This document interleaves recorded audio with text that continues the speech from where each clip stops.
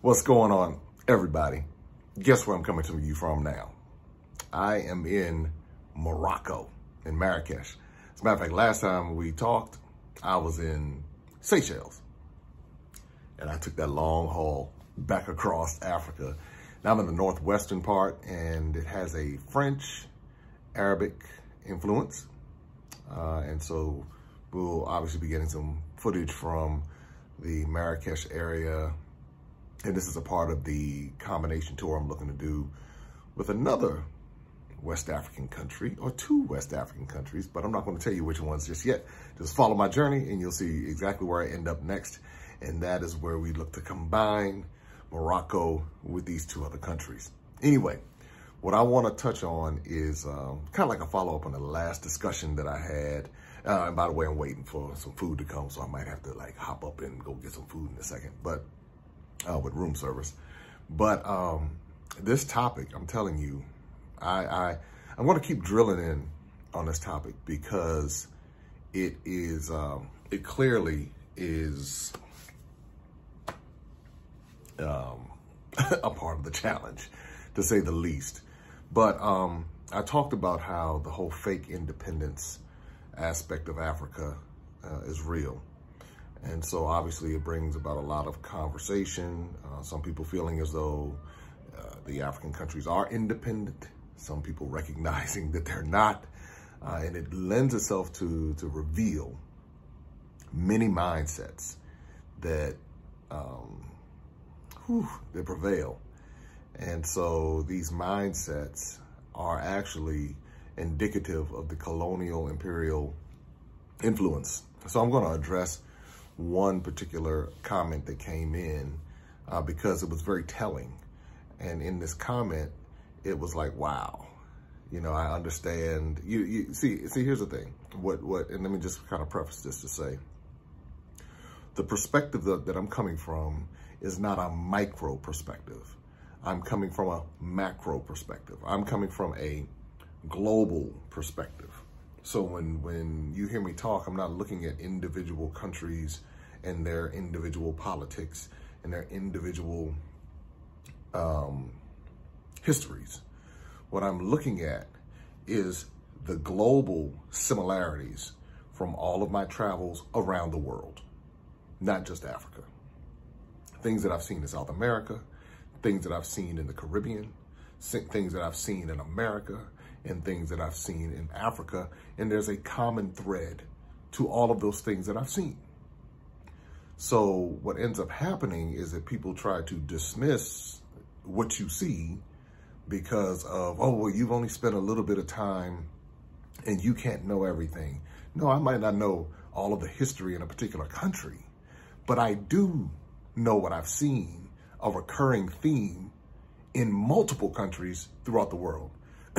So, and then the other part of it is, and this is what I say to those people who say, well, you don't know anything. You've only spent a little bit of time here. I have 2 companies in 2 African countries. I employ at least 15 people all throughout the continent of Africa. I've dealt with enough foolishness in these different countries and to have a good understanding of how the dynamics work in those particular countries. So it doesn't take a lot of time to figure certain things out. And I would challenge those people to go travel around and do exactly some of the things that I've done. Then you might be able to have some of the understanding of the perspective that I'm sharing. Now, with that said, I'll walk this down because I believe that it's important to really dive into this topic a little bit more. First of all, when I'm talking, I'm not speaking to the masses. I'm speaking to the individual who's sitting there wondering what's going on and trying to figure it out, and they want to move forward. I'm not speaking to the person who's content with the status quo. If you like blonde wigs with the judges and people taking advantage of your country and your people, then this is not for you. So just to be clear who I'm talking to, if you like things as they are, then this is not for you. If you're someone who's saying that I would like to see things improve for me, then you might get something out of this. So just to be very clear, you know, because in the comments, if you're content with it and you like it, then this channel and this content is probably not for you. And I can guarantee you there's lots of content out there for you that you will enjoy, that will make you feel good on the inside while maintaining the status quo. The other thing that I realize is that if you will wear yourself out trying to change the masses. So again, this is why I focus on the individual. When, for me personally, in order for me to even begin to have an interest in visiting Africa, I had to change the way I thought. I had to recognize that there were certain things in place in America that had misinformed me, and it was intentional.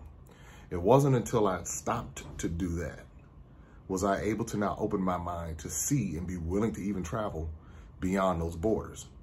Had I not done that, I would still be stuck in America thinking that Africa was this jungle with these people living in trees and primitive and uncivilized and all of the different things, the battle that I fight with many Americans when I talk about Africa. You'll hear that same level of ignorance come out of their mouth, just like I hear some ignorance come out of people's mouths in Africa. And I say to them, if you want to maintain the status quo and believe what they're telling you in the Western media, then go ahead, knock yourself out. Stay here, stay on this plantation, believe in what Master done told you, and it's not for them. But there's always a group of people, a segment of people who say, wait a minute, this brother must know something because he's traveling all over this continent and all over the world. He's doing all these different things. He must know something. And those are the people that I'm talking to. Those people who are willing to break out of the peanut gallery and say, hey, listen, let me go see some things for myself. Even if I have to do it vicariously by way of videos and other things, let me at least explore what's being said so that I don't find myself stuck in a particular mindset for an entire lifetime. And that mindset has been crafted and designed from birth for us to be able to stay in that particular place for an entire lifetime. This other notion, oh, you better be careful what you say. Don't say this. Oh, you better be careful. You better be careful. If we embrace that mentality, and I'm not saying be unwise. I'm not saying be frivolous. I'm not saying any of that. That same mentality is what keeps us stuck. Because when we cannot speak and articulate our thoughts based upon what we see, we allow ourselves to be gaslighted. We allow someone else to come and tell us that what we see is not real, and we better hush up now, because this is what I say, it's a recurring theme all throughout the Americas and the plantation. Hush up now, because Master gonna come beat you, whip you. Master gonna come get you. You better be careful what you say in them African countries, because they're gonna come get you, and they're gonna whip you, and they're gonna shoot you, and they're gonna kidnap you, and they're gonna get you. Well, somebody has to be able to say something, and somebody has to be willing to say, hey, you know what? I'm just telling you what I see. And so if it's a matter of me not being able to say what I see, then then I'm gonna be afraid to function and do what I need to do, then, I mean, really, what is it worth? And I don't want to say it like the thought I just had, because that's not the best way to articulate it. But really, what is life if you can't articulate what you see? So that's, that's my thought on it. Some other people, hey, you know what, again, if Master, Master gonna get you, I ain't gonna worry about it now. Hush up now. Hush up now. Now, the next thought was I had to change the way I thought. And every major change in my life came by way of me changing the way I thought. Every major change. Had I not done that, then I would still be, I'm just thinking back 20 years. Had I not changed the way I thought, I'd still be doing things the way that I did it 20 years ago. But I live an amazing life because of me changing how I think.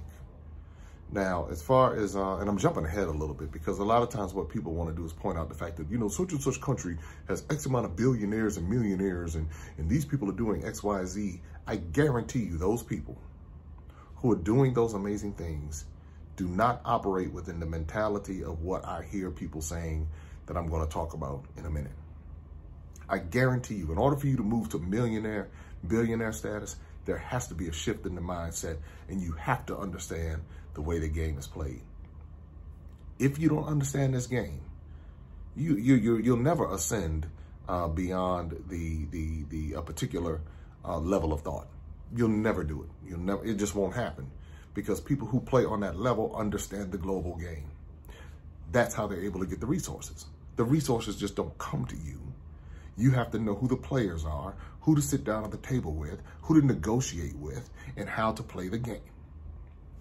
I was provided the opportunity to invest in an investment in an African country. And the players, one was from this particular country, and the other player was from India. Okay, well, I'm not a big fan of the Indian conquest and coming into Africa and all of that. However, because those are the players and because they have the resources, it would be wise for the local person to be able to partake of that and at least get his or her feet in the door so that they can move to the next level. As far as economically, if they don't have the resources. If they already have the resources, then they don't need them, then fine. But when you talk about global cooperation, I get all of that. I'm not opposed to certain levels of that, as long as everything is equitable, everything is fair, and there's no exploitation, because that is the way the global economy works. This next thing. All right, so in the comment, the person was talking about how African Americans seem to be filled with hate and bitterness towards white people. And so I was like, I laughed because I said, where does this come from? I said, because the truth of the matter is most African Americans are not filled with hate and bitterness towards white people. And perhaps you saw that on the news or some sort of media or some sort of something, but that's actually not the case. Being a so-called African American and being around them for my entire life, I just don't see that as being the norm or the majority. Of course, there are a few, but I don't see that as the majority. Now, what you may see and may perceive as hate is people calling people to the carpet for a system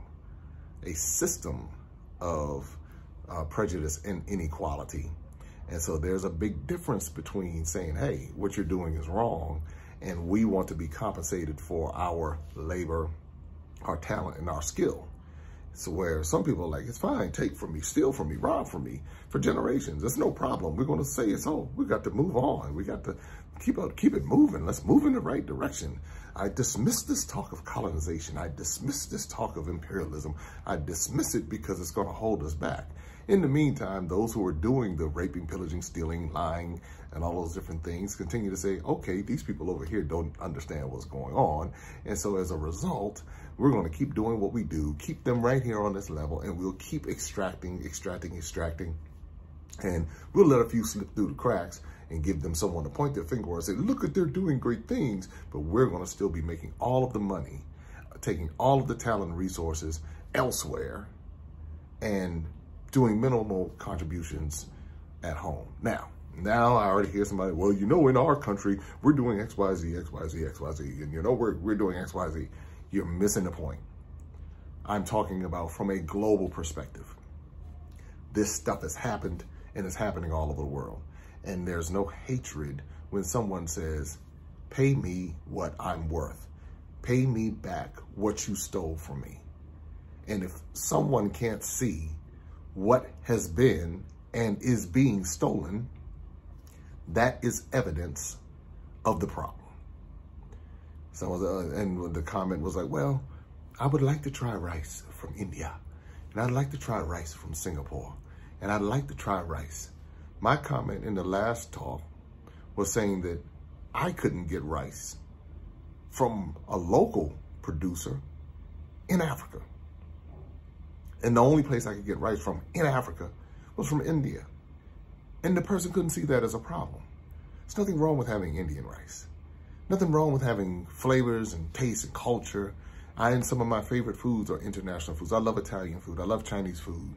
I love Thai food. I love, you know, so that's not the talk, the issue.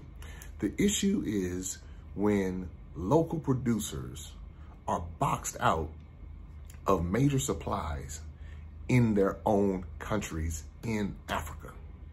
And then the person was like, well, you know, the rice is, they didn't grow rice in Africa. Well, that's not true. You go to West Africa, that's one of the reasons why those who were enslaved from parts of like Sierra Leone and the area where knows Liberia.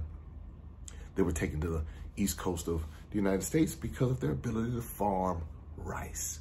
Now, cocoa was not indigenous to Africa, and that came from South and Central America. It was brought over.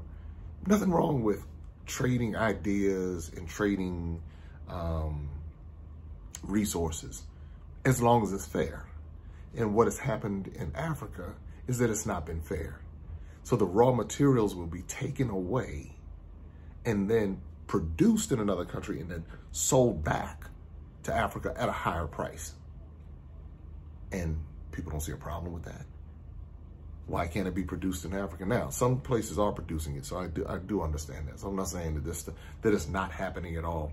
What I'm saying is this is a deeper global problem. Now, circling back to the whole point about African Americans. See, here's the deal when it comes to African Americans, and this is a point that a lot of people make, that many African countries are only in this perceived independence for around 60 years or so. True.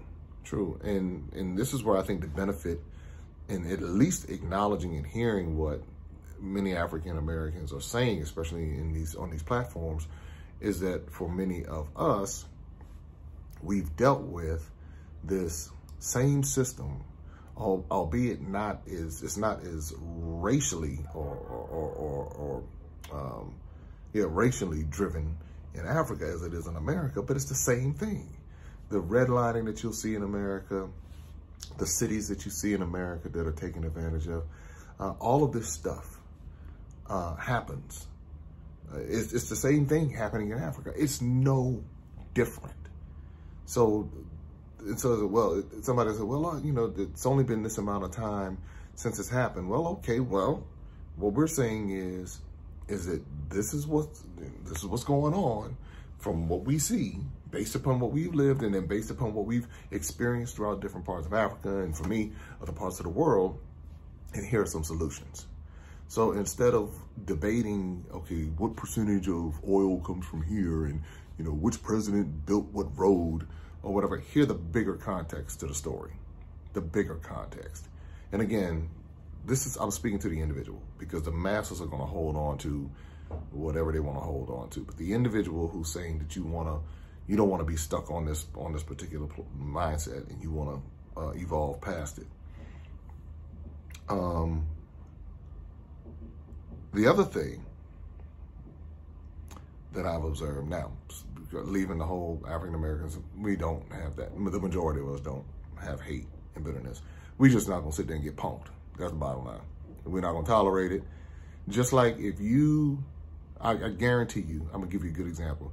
If you roll up on them white boys, meaning them Europeans and them Asians, and you roll up on them and you rape their women, you steal from their resources, you do the same things that have been done to many Africans, and the wrath is coming. They will drop bombs on you.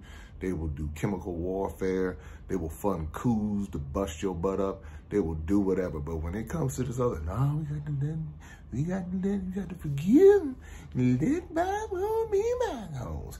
We got to go ahead and move past that now, child. We got to move past it. Do that to them and watch. And I mean, it's the same thing I hear in America. It's the same thing. And I firmly believe it goes back to colonized religion and how they've dumbed people down and made them docile with twisting the scriptures and manipulating the scriptures and installing politicians and preachers to be able to tell the people, you better behave this particular way. You better listen to what we say, and taking scriptures out of context and turning it around, and it creates a mass docility, mass passivity, mass apathy, mass indifference, and they continue to do whatever. But rise up, they'll put a bullet in you real quick, or they'll use someone who looks like you to put a bullet in you, or they'll wait for the opportunity to fund an opposing entity to take you out. And this is why many of these wars, everybody thinks the world's at peace, But there are hundreds of wars happening right now that you never hear anything about. And it's funded by the same imperial entities. That everybody looking at Russia and Ukraine and the US and all of that. There are other wars happening all around the world. And the arms go in, they get the arms to go in to distract the people on the ethnic conflicts. And in the meantime, these same powers are going in and getting the natural resources and making millions and millions and billions and trillions of dollars off of this. This is just the reality. Now, no one has been able to say that what I have proved me wrong on anything that I've said. They just don't like it. They might not agree, but nobody's been able to prove me wrong to say what I'm saying is inaccurate. A lot of folks want to say, well, you know, the British didn't do this and the British didn't do that. And we had the Africa Fund and we had this, that, and the other. Then when you dive deeper into the Africa Fund, I'm just saying the Africa Fund, when you dive deeper into it, you find out the British are in there too, along with the U.S. And just don't go research the money that built Dubai. Just go research it.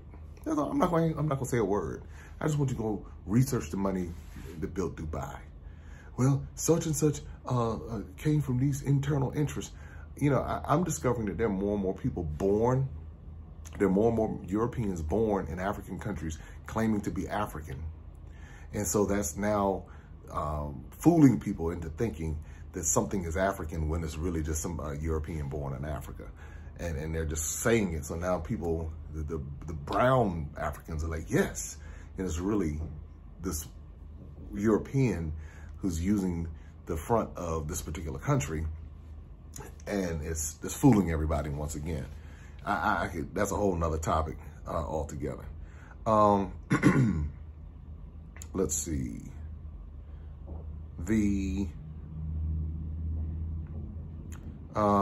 This particular mindset of just kind of dismissing things as, you know, this happened or whatever is dangerous because it's an easily exploited mindset.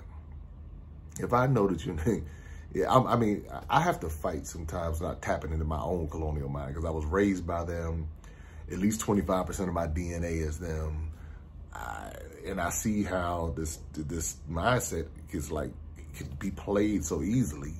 I just sit back, wow, all I have to do is just say good things and I got the buy-in and the people don't get any better. Same thing happens in America. All you have to do is prop up a particular culture and say it's all good. And the people just go along with it and they maintain the status quo, but they complain. But they complain the whole time, complain, but without being willing to dig deeper to the root of the problem. That's why I keep my finger pointed square at the problem, and it's imperialism, colonization. People don't like those terms, but it's a trigger for them. It's like trigger, like why does it trigger you so much? When I said, what is it about that triggers you? Why can't we, why aren't you willing to dig deeper? Why aren't you? What is the problem? Anyway, another topic that was mentioned was that symbolism, you know, we want to look for, and I heard this from somebody in Barbados too, when I talked about the whole fake independence that just happened down there, and folks got upset about that. I mean, getting upset doesn't mean anything. If you can prove me wrong, prove me wrong. You know, that's the thing. Your feelings mean nothing next to the facts. And that's with anything. I have to remind myself of that. That's how my mindset, I might feel a particular way, but it means nothing next to the facts. So I might not like what I'm hearing, but if what I'm hearing is the truth and I'm willing to deny the truth, then I'm really just saying that I'm cool with just believing a lie. Let's see. Okay, so the person was talking about symbolic gestures, and symbolic gestures is one of the biggest ways that they manipulate. They put a black face on something, the first black this, or this person, the first person from this country, and this person. And so it's still using their system as the standard. It's still saying that their education is superior, that their knowledge, their technology, everything they do is superior, and whatever else is beneath that. So if you can't make it in their system, then you're not up to speed. You're not educated. You're not qualified.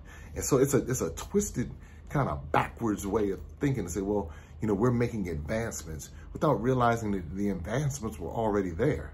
But we're using their system as saying that their system is superior. So that's another form, and I'll talk about this, how many brown people, African-American, Afro-Brazilian, Afro, whatever you want to call it, are actually white supremacists. Not racist, but white supremacists in believing that their way of doing things is superior. And we use the measuring stick to say that our country is better based upon white supremacy standards. We're this because we got more money from them. We're more developed in their system, without even appreciating the indigenous aspects and the ingenuity from the people on the ground level. There's no doubt that the people, that the talent, skill, labor, all of that are already indigenous to Africa. That's why they're there, because the brains are there, because the talent is there. They extract the same thing with African Americans in America, because guess what? Many of them, not all, now that's a whole other conversation, and I know that not everybody in America that has brown skin came from Africa, so I know that. Y'all don't have to even go into all that, because I already know. But when it comes to, when you look at the talent, that you see where it came from. And they knew it. So why would they bother to even take the people if they didn't have the talent and the skill? So there's no debate there about where the talent, skill, and all that comes from. It is once we recognize it, and then we learn how to be strategic and position ourselves better and own our own rights instead of begging for someone to give us something.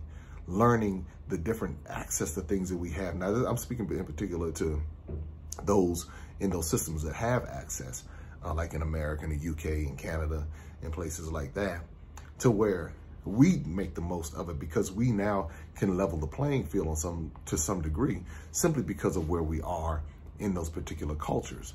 And now it's, you know, it's moving in that direction in many parts of Africa, but understanding that we are not these helpless, hopeless, defeated people that can't do anything, but being realistic about the system that we're in. And I think that's the problem, because we believe that this stuff is old news. So many people, I should say, believe that this stuff is old news when this stuff is still alive and active and flourishing and doing all that it needs to do.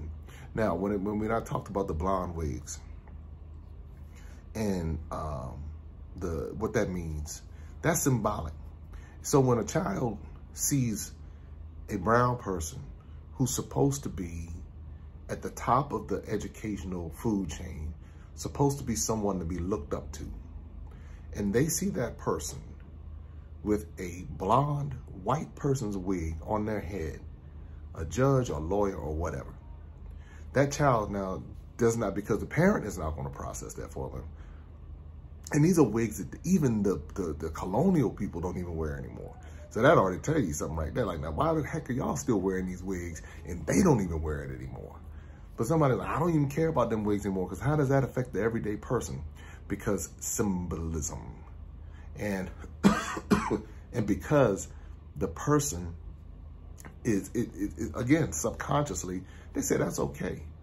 That's no problem. I don't see a problem with that. That's no big deal. And this only happens, I've only seen it in Anglophone countries, in countries that were colonized by the British. And everybody wants to say, we kicked the British out, the British left. As long as them wigs on your head, the British ain't going nowhere. See, if you really kick something out, then it's gone. There's no reason to have that on one's head. That is not indigenous. That is nothing. That is confirming that the British have not gone anywhere. So whenever somebody tells me, I'm saying, once those wigs go, now we're moving in a direction. Because see, the one thing that these people are, they're crafty at mind games. And when it comes to mind games, they understand, I mean, I'm sitting, again, like I said, I go back and I sit and I say to myself, wow, my colonial mind kicks in. And I say, I see how easy this is to manipulate people. Wow. Oof, man. I see it just because of the way so many people think. Now, everybody doesn't. For those who are breaking free from this thing, keep on doing what you're doing. You know what time it is.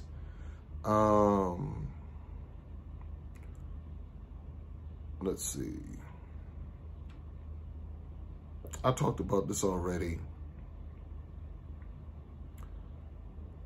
but a lot of the people who comment about how much time I've spent in Africa. One, has been years. So let's put this in perspective. 2018 up until now. I was still coming back and forth, even during COVID. So COVID didn't stop the process either. But this is what I would say. While someone may want to dismiss the time factor, if you look at what all I've done in Africa and what all I do in Africa, my company, for people who work with me, there are people who are getting their master's degrees paid for. As a matter of fact, 2 people. I pay 2 to 3 times the local salary in respective countries. And I've taken people from country to country where they have never been on airplanes before. So all of that talk about what I don't know, again, I don't know all of the local history, but what I do know is a global theme. And so I would challenge somebody to do those things first, and then let's come have a conversation. Most of these people talking about, they got a little YouTube channel with no followers, and they're just talking. I challenge them to go open up a YouTube channel, and then to go and put your views out there and see. That's the other part. Put the views out there and see. And you just might be surprised. Some of the responses.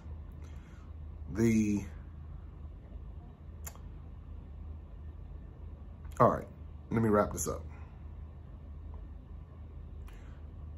I'll put this in perspective in one way.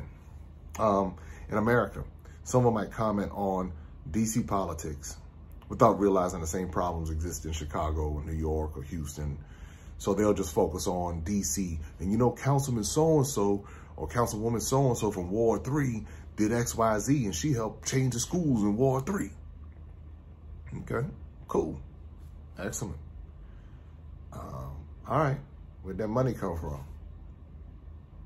Didn't come out of her pockets. Where'd that money come from? Oh, well, Congress had to, oh, okay. So, but that's micro level, without realizing that the same problems exist in Chicago, in New York, and okay, so where does all this money come from to do all these different things in these cities? Where does all this money come from to do all these different things? Somebody in these different African countries, somebody said, from our own internal wealth.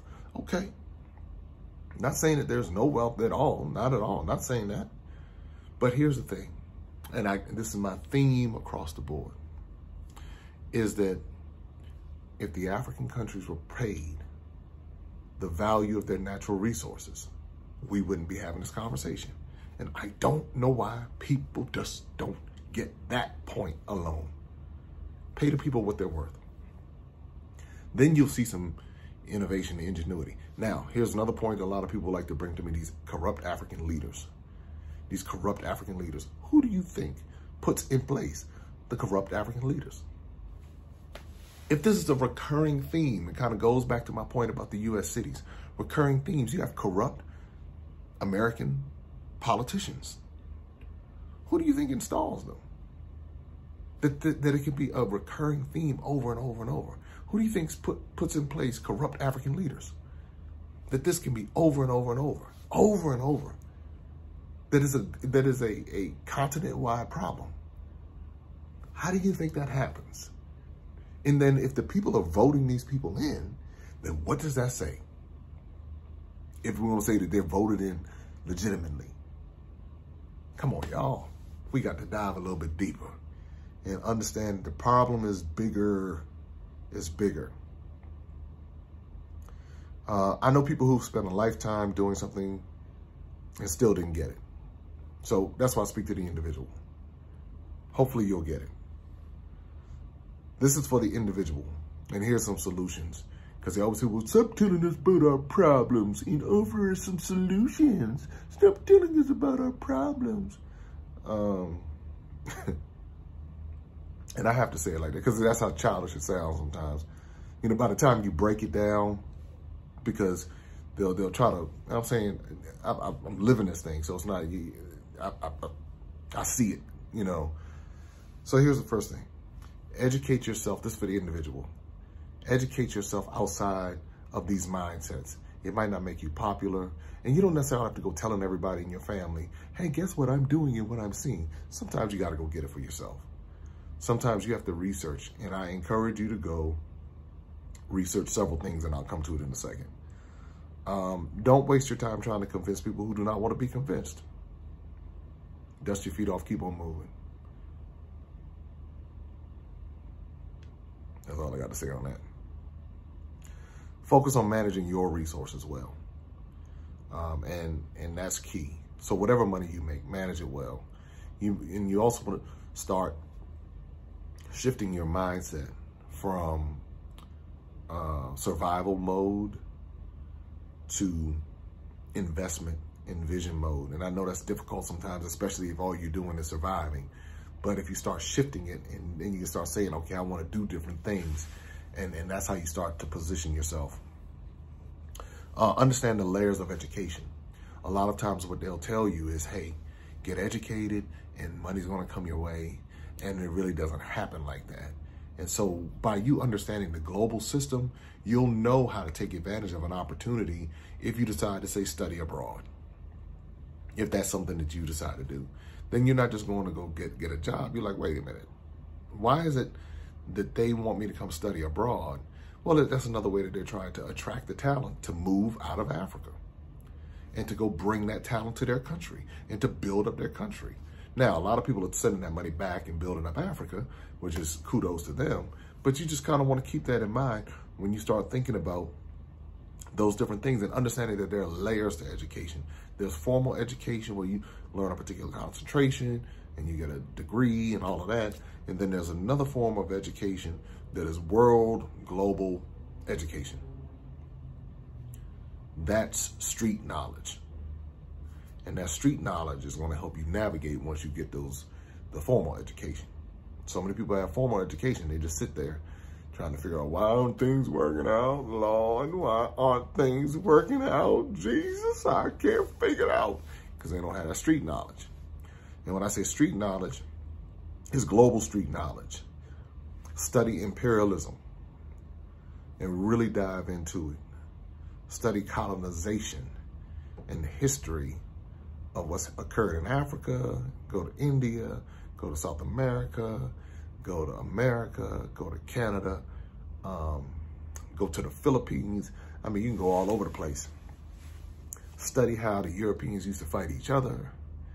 Study the Portuguese, and study the Arabs and what they've done in Africa. Study all of this. And then ask yourself, when did it change? Study global economics and World Bank, IMF. Study why is it that when African presidents step out of line, they get killed or a coup d'etat happens or something like that. These are things that when you start thinking on this level, you step outside of the status quo, and at least you can formulate an opinion that is broader than just, our president did such and such and such. Shout out to the presidents who've worked hard, who've made tremendous improvements for their respective countries. No disrespect to them and their efforts, but it's deeper. And until we begin to look at this through a broader lens, we'll be in a micro level of thinking where nothing will change. And again, it might not change on a mass level, but I'm talking to the individual. You got to change it for yourself. And if each person changes it for his or herself, then that's when you'll begin to see a cultural shift. Again, the masses like the status quo. The masses believe what they've been told. But when you get past that and you start saying, all right, how do we really get to our resources and reclaiming and claiming what is rightfully owed to us? So anyway, I just want to touch on that a little bit. For the individual, I hope that you will continue to educate yourself, elevate your mindset. There is a lot to learn. I tell you, I love every African country I've visited, and I focus on the beauty of the people. I understand what's going on with the government systems. So for those who say don't talk about politics, I'm going to keep talking about politics. If me talking about this is talking about politics, then I'm going to keep talking about it. And that's just the way it is. But for those who are out there in America, you know, same thing going on. It's no different. The same politicians. If you believe in the politicians and all of that, all right. I encourage you to study American history beyond Christopher Columbus and George Washington, and understanding redlining and Tulsa and Wilmington and those towns and cities that are underwater because they just wanted to erase the existence, but then also discover those places in Egypt and in Africa that are underwater. Same tactics. But if you're educated in their system and they don't want to educate you on those things, then you won't know. And that's the same thing in Africa. Educate yourself beyond how they educate you, and you might be amazed what you discover. So anyway, more on the way. I'm here in Marrakesh, in Morocco. Don't forget to like, subscribe, share. Let's keep the conversation going right here on Maximum Impact with Jay Cameron. Talk to you soon.